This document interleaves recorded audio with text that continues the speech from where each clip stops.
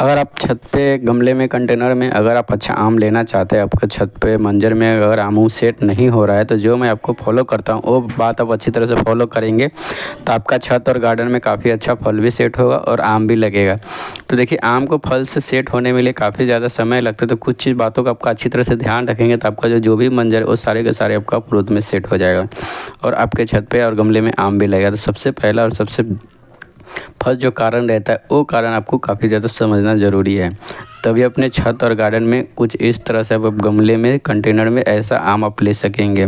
तो इसके लिए आपको पूरा वीडियो शुरू से लेकर लास्ट तक देखना है और चैनल को सब्सक्राइब भी कर देना है, ताकि ऐसा ही आपको वीडियो आपको मिलता रहेगा। तो जो नया जो भी आया प्लीज़ आप चैनल को सब्सक्राइब कर दीजिए, ताकि आपका जो भी रहेगा गार्डनिंग से रिलेटेड वीडियो आपको मिलता रहेगा। तो चलिए आज हम शुरू करते हैं। तो जब भी आप छत और गमले में कंटेनर में आम का पौधा लगाए हुए हैं, तो सबसे पहले क्या करना है, सबसे पहले आपका सबसे पहला सबसे मेन कारण रहता है आपका पॉलिनेटर। जब तक आपका छत और गार्डन में आपका पॉलिनेटर नहीं आएगा या पॉलिनेट आपका नहीं होगा, जब तक आपका सेट और आपका मंजर या आम में आपका फ्रूट सेट नहीं होगा। सबसे पहला और सबसे फर्स्ट खास चीज़ यही रहता है कि आपका जो भी रहे, आपको सबसे पहला जो काम रहता है वो पॉलिनेटर ही रहता है। अगर पॉलिनेट आपका गार्डन में आपका पॉलिनेट नहीं करेगा कोई भी प्लांट में, तो आपका फ्रूट सेट नहीं होगा। तो सबसे महत्वपूर्ण काम यही है कि आपका पॉलिनेट आना चाहिए। जितना ज़्यादा पॉलिनेट आएगा, पॉलिनेट होगा, उतना ही ज़्यादा आपके मंजर में आपका आम सेट होगा। अब आप बात करते हैं, अगर पॉलिनेट आपका पूरी तरह से अच्छी तरह से आम सेट हो चुका है और आम सेट हो गया, तो आपको क्या करना है। देखिए, सबसे पहला आप सबसे खास बात ये रहता है, जब आप देखेंगे कि आपके मंजर में जब आप आम का सेट हो चुका है, थोड़ा थोड़ा हो चुका है, तो सबसे पहले आपका नीम ऑयल का स्प्रे करना है। ऑर्गेनिक में अगर आप केमिकल में यूज करते हैं तो कोई भी फंगीसाइड का एक यूज कर सकते हैं। दूसरी बात रहता है आपका फंगीसाइड यूज करने के बाद भी और तीसरा जो काम रहता है वो आपको सबसे ज़्यादा और सबसे महत्वपूर्ण करना है, वो आपको करना है कोई भी आपका बोरोन जो होता है वो 20% आपको यूज करना है। 20% ऐसे तो देखा जाए तो हमारे मिट्टी में बोरोन का मात्रा ज़्यादा रहता ही है, फिर भी अगर आप जब आपका फ्रूट सेट हो जाए तो एक बार आपको बोरोन का स्प्रे अपने फ्रूट पे ज़रूर करें। जब आपका फ्रूट हल्का हल्का सेट हो जाए और गुटी के बराबर हो जाता है, तो आपका बोरोन 20% आप यूज़ कर सकते हैं। आपको करना ही करना है, अगर आपको अच्छा फल लेना है तो बोरोन का स्प्रे करना है। दूसरा बात जो रहता है, एनपीके का कोई भी आपका यूज करना है, वो यूज़ करना है आपका, मान लीजिए 19-19 करना है या 10-32-26 कुछ ऐसा भी आता है, वो यूज करना है। जो भी एक बैलेंस फर्टिलाइज़र है वो आपको आम के पौधे में स्प्रे करना है। कभी भी आप 52-34 ऐसा फर्टिलाइज़र मत यूज कीजिए। आपको जो बैलेंस फर्टिलाइज़र है वो आप यूज कीजिए गमले में, कंटेनर में। अगर आपको आम लगाना, ज़मीन में लगाना है तो आप 52-34 का यूज़ कर सकते हैं, पर अगर आपको गमले में लगाना है तो आप कोई भी बैलेंस एनपीके फर्टिलाइज़र आप यूज कीजिए। उसमें आपका काफ़ी अच्छा रिजल्ट होता है और पौधे के लिए काफ़ी अच्छा महत्वपूर्ण रहता है। अब जो तीसरा स्प्रे करना है वो आपको एक स्प्रे करना है माइक्रो न्यूट्रिएंट का। याद रखिए, जो भी मैं स्प्रे बोल रहा हूँ वो स्प्रे आप अपने प्लांट में कीजिए। जो आप इस जो आपका बात रहता है वो बात रहता है कि आपका मिट्टी का थोड़ा भी छेड़खानी नहीं करना। अगर इस समय जब तक आम हार्वेस्टिंग नहीं हो जाता है, जब तक आप मिट्टी में थोड़ा भी कुछ भी कोरकर या कुछ भी स्प्रे नहीं करना। अगर जड़ थोड़ा भी डिस्टर्ब होता है आपका आम का पौधा में, तो पूरा का पूरा जितना भी आम सेट हुआ रहेगा वो सारा का सारा झड़ जाएगा। तो इस समय आपको जब भी गमले कंटेनर में आम का पौधा लगाए हुए, तो आप मिट्टी का थोड़ा भी डिस्टर्ब मत कीजिए जड़ के लिए। तो आप इसको ऐसे ही रखिए, सिर्फ वाटरिंग कीजिए और वाटरिंग के माध्यम से आप पानी दीजिए।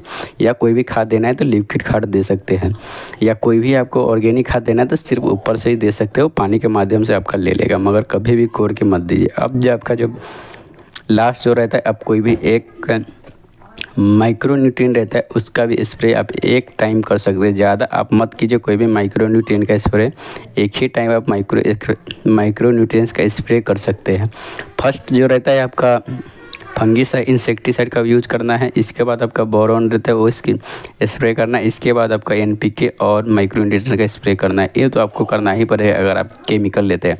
ऑर्गेनिक में आपको देखा जाए तो ऑनियन पिल फर्टिलाइज़र, या आप देखेंगे तो बनाना पिल फर्टिलाइज़र का यूज़ कर सकते हैं। इसके बाद वर्मी कंपोस्ट, गोबर सिर्फ का भी खाद से ऊपर से दे सकते हैं।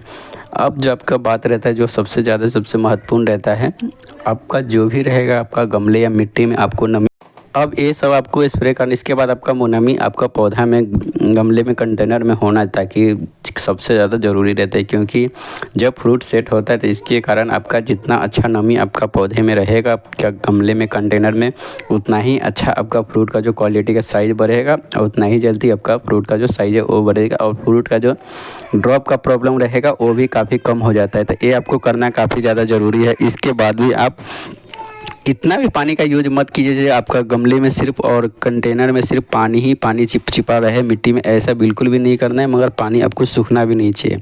एक बैलेंस हिसाब से पानी आपका कंटेनर और गमले में होना काफ़ी ज़्यादा ज़रूरी है। तो ये भी बात को आपको काफ़ी अच्छी तरह से याद रखना है अगर आपको अच्छा फ्रूटिंग अगर आप गमले कंटेनर में आम का लेना चाहते हैं तो। अब ये तो हो गया आपका सबसे अच्छा सबसे महत्वपूर्ण काम। अब जो रहता है लास्ट काम रहता है कि जब कभी भी आप आम के पौधे में थोड़ा भी कीट मटोंग या किसी भी चीज़ का आपका थोड़ा भी नज़र नहीं आना चाहिए, तो आप रेगुलर हमेशा आपका नीम ऑयल का स्प्रे आपको करते रहना है। नीम ऑयल का स्प्रे अगर आप हर 2 से 3 दिन में करेंगे या 4 दिन में करेंगे तो आपका इससे आपका आम का क्वालिटी का साइज़ भी बढ़ जाएगा। और दूसरी बात रहता है जो भी कीड़ा मकोड़ा जो भी आता है आपके आम के पौधे में वो आना बंद हो जाएगा। तो इससे आपका आम का जो ड्रॉपिंग का प्रॉब्लम रहता है वो भी काफ़ी हद तक कम हो सकता है। मगर ये बात तो आपको याद है कि आपका आम के पौधे में जितना ज़्यादा फ्रूट सेट होता है उतना ज़्यादा आपको लगता नहीं, उसमें से आपका सारा का सारा गिर जाता है। सिर्फ 1 ही 2 हर मंजर पे आता है, बाकी जितना भी फ्रूट रहता है वो सारे का सारा आपका गिर जाता है और नहीं बचता है। तो ये चीज़ याद रखिए।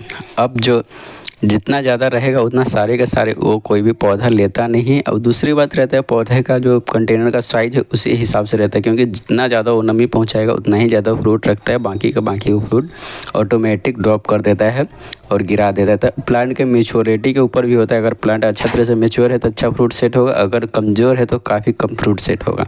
पर होगा अगर आप अच्छी तरह से केयर करते हैं तो। अगर आप अच्छी तरह से केयर नहीं करेंगे तो आपका फ्रूट थोड़ा भी सेट नहीं होगा, एक भी फ्रूट आपको नहीं लगेगा। तो आप थोड़ा सा हिसाब कीजिए, प्लांट को थोड़ा केयर कीजिए इस समय में, और जितना हो सके उतना कीट मटोंग फंगिसाइड से इसको बचा के रखिए, तब आपका अच्छा फ्रूट सेट होगा। ऐसा ही वीडियो पसंद आता है प्लीज़ चैनल को सब्सक्राइब कर दीजिए। Bye bye.